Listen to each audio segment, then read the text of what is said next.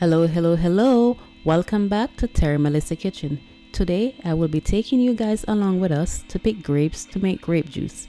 At the end of the video, I will be unboxing the juicer/steamer that we bought on Amazon. The link for the juicer will be in the description box and in the comment section. And in my next video, I will be showing you guys how we make the grape juice. So stay tuned.